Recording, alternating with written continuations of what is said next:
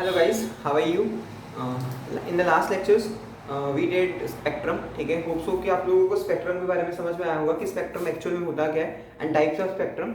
मैंने आपको बोला था कि हम लोग स्पेक्ट्रम के बेसिस पे हम लोग जो स्पेक्ट्रम स्टडी कर रहे हैं उसके बेसिस पे हम लोग बोहर मॉडल स्टडी करेंगे. जो बोहर का मॉडल है that is based on the spectra. ठीक है, वो आपको एक दो लेक्चर आने वाले एक दो लेक्चर्स में पता लगेगा कि कैसे जो हमारा बोहर का मॉडल है that is based upon spectra.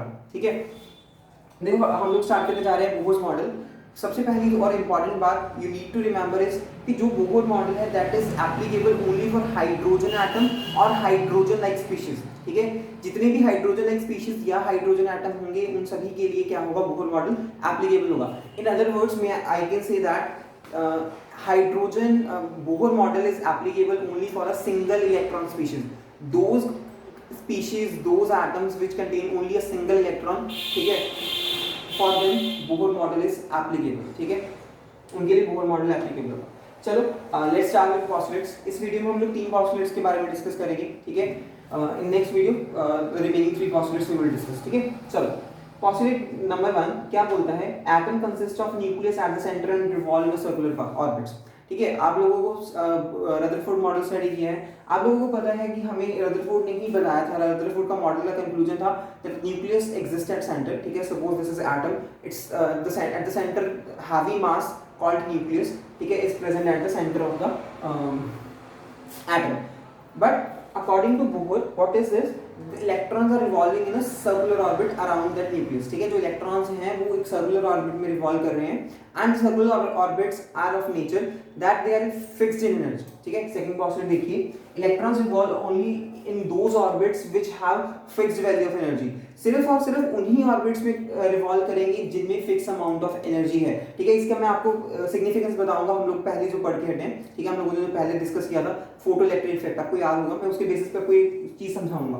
ठीक है, अब देखो electrons revolve only in those orbits which have fixed value of energy and hence these orbits are called energy levels or stationary states. These are known as stationary states or energy levels. Energy of each level is given by this formula, En is equals to RH z square upon n square. आप ये factor याद रखना है that energy is directly proportional to z square upon n square. For your radii it is directly proportional to n square upon z and for your velocity it is z by n. ठीक है, ये आपको याद रखना है कि इसके लिए z square by n square है, उसके लिए n स्क्वायर बाय z है रेडियस के लिए, और वेलोसिटी के लिए क्या होगा, z बाय n होगा. अब देखो जो RH है दिस इज बेसिकली RH की वैल्यू होगी 2.18 into 10⁻18 जूल्स. ठीक है, और आप लोग इसको डिफरेंट यूनिट्स में अगर आप लिखना चाहो तो अगर जूल पर एटम में लिखना चाहते हो तो -2.18, और अगर आप इलेक्ट्रॉन वोल्ट में लिखना चाहते हो तो -13.6, और अगर आप इसको किलो जूल्स में लिखना चाहते हो तो this is -1312 kilo joules per mole. ठीक है, and also your this RH is basically nothing but it is known as Rydberg's constant. इसको हम लोग क्या बोलते हैं, this is known as Rydberg's constant. ठीक है, रेडबर्ग्स कांस्टेंट. अब देखो ये वैल्यूज आपको लर्न करनी है, this is very much important. इसके बेसिस पे न्यूमेरिकल अक्सर एग्जाम में पूछा जाता है. ठीक है, डायरेक्ट सिंपल फार्मूला बेस होगा. जस्ट आपको रिमेंबर ये रखना है कि here z is your atomic number, जो आपका एटॉमिक नंबर है, n is your the number of shell. ठीक है, अगर फर्स्ट शेल में हो तो फर्स्ट, अगर सेकंड शेल में हो तो n की वैल्यू 2 होगी, अगर थर्ड शेल में हो तो आपकी n की वैल्यू 3 होगी. ठीक है, नेक्स्ट देखो energy of electron is quantized. ये लोग हम लोगों ने प्लैंक्स क्वांटम थ्योरी में डिस्कस किया था कि हर एक इलेक्ट्रॉन की एनर्जी जो होगी दैट इज क्वांटाइज्ड, वो क्वांटाइज होगी. ठीक है, उसकी एक पर्टिकुलर फिक्स वैल्यू होगी, ये नहीं है कि उसकी कोई भी रैंडम वैल्यू हो सकती है.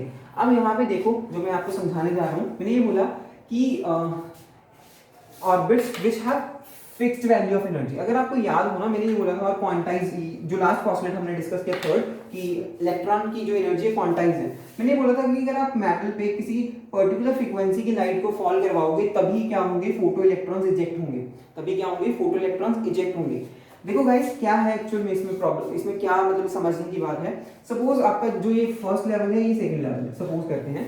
ठीक है, this is outer most shell. ठीक है, this is outer most shell, और यहाँ तक एटम का होल्ड है, दिस इज बेसिकली इंफिनिटी. आपको इलेक्ट्रॉन को बाहर निकालना है. Suppose this amount of energy is let's say suppose something x kilo joules. ठीक है, x किलो जूल्स पर एटम सपोज. ठीक है, अब यहाँ पे देखो मैं क्या कर रहा हूँ, मैं एनर्जी प्रोवाइड कर रहा हूँ suppose y kilo joules per mole.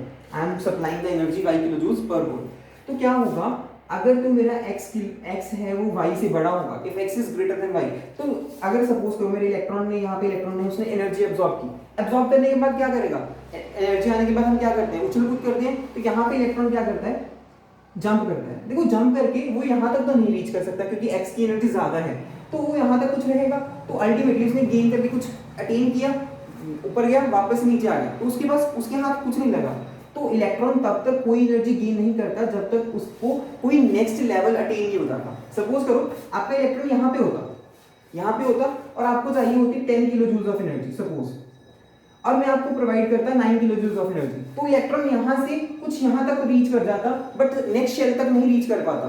तो अल्टीमेटली क्या होगा, until unless you are not supplying this much energy कि आपका एक इलेक्ट्रॉन एक लेवल से किसी दूसरे लेवल तक इजीली रीच कर पाए, तब तक क्या नहीं होगा, आपके पास इलेक्ट्रॉन जंप नहीं करेगा, इलेक्ट्रॉन एक्साइट नहीं करेगा। एक चीज और बताता हूँ जो मिसकंसेप्शन होती है अक्सर, हम लोग क्या सोचते हैं, suppose this is your first level, this is second and this is your third level, ठीक है। आपके पास फर्स्ट लेवल से थर्ड लेवल तक जाने के लिए एनर्जी चाहिए 50 और आपको फर्स्ट से सेकंड तक जाने के लिए चाहिए 30, ठीक है, ये आपको एनर्जीज रिक्वायर्ड है। अब क्या होगा, बेसिकली यहाँ पे आपको जो समझने की बात है वो ये है कि सपोज करो you are providing 40 kilo joules of energy. अब आप लोग क्या सोचते हो कि जब आप 40 kilo joules of energy provide करोगे तो आपका इलेक्ट्रॉन यहाँ से यहाँ तक तो रीच कर ही जाएगा, बट नहीं, देखो इलेक्ट्रॉन कहाँ पहुंचा, कुछ मिडल वे में पहुंचा। तो अगर इलेक्ट्रॉन डायरेक्टली किसी लेवल पे पहुंचेगा only then it will get excite, otherwise no excitation will take place, तो आपका इलेक्ट्रॉन एक्साइट नहीं होगा।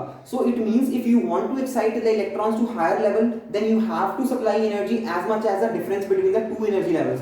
जो दो एनर्जी लेवल्स के बीच का डिफरेंस है, अगर उतनी एनर्जी सप्लाई करोगे only then you are going to suppose that your electron is popping up or jumping, ठीक है, it is going to next level, exciting, basically it is known as electron excitation। अगर नीचे आता है that is known as de-excitation, अगर वो ऊपर जा रहा है तो that is known as excitation।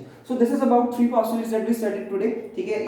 ये 3 postulates हैं जिसमें हम लोगों ने बोर के postulates में क्या देखा कि सेंटर में न्यूक्लियस है, उसके जो अराउंड है इलेक्ट्रॉन्स रिवॉल्व कर रहे हैं सर्कुलर पाथ में, सर्कुलर पाथ की जो एनर्जी होगी that is quantize, that is fixed, उसकी वैल्यूज देखी, रेडियाई की वैल्यू देखी हम लोगों ने एनर्जी जो वेलोसिटी है इलेक्ट्रॉन की इन द पर्टिकुलर ऑर्बिट उसकी वैल्यू हमने देखी। लास्ट था एनर्जीज क्वांटाइज, ये हम लोगों ने पहले ही पढ़ रखा है प्लैंक्स क्वांटम थ्योरी में, ठीक है। In the next lecture we are going to discuss about the remaining 3 postulates, ठीक है। Thank you very much for watching.